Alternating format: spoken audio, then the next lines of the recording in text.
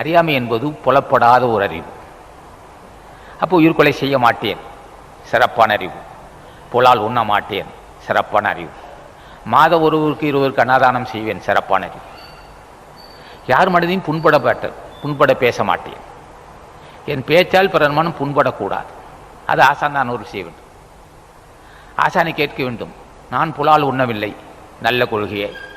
ஒரு உயிரையும் கொல்லவில்லை, நல்ல கொள்கையே.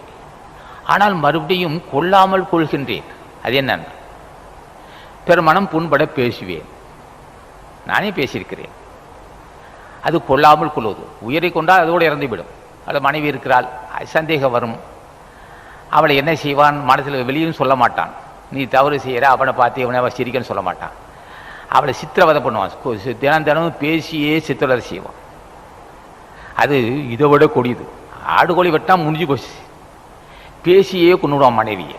சந்தேகப்படுவான். வேறு ஏதோ காரணமாக இருக்கலாம், அது வரட்சி காரணமாக இருக்கலாம், அது சந்தேகத்தின் காரணமாக இருக்கலாம், அல்லது உடம்பு கோளாறு வந்திருக்கலாம். ஆக அப்போ பேச்சால் கொள்ளுவது, அப்போ ஒரு உயிரை கொல்லுவதால் வருகின்ற பாவம் நம்ம பேச்சால் வருகின்ற பாவம். அதே சமயத்தில் நன்றி மறவாதிருப்பதும் நல்லதே. நன்றி மறப்பது உயிர் கொலை விட குற்றம்.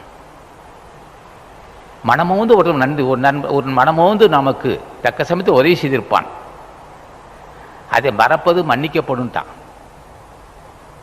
ஒருவன் செய்த தக்க சமயத்தில் செய்த உதவியை, ஒரு திருமணமோ ஒரு வீடு கட்டுதலோ ஒரு நிலம் வாங்குதலோ நோய்வாய்ப்படும் போதோ அந்த சமயத்தில் ஒருவன் பொருளுதவி செய்தால் அந்த நன்றியை மறவாதிருக்க வேண்டும்.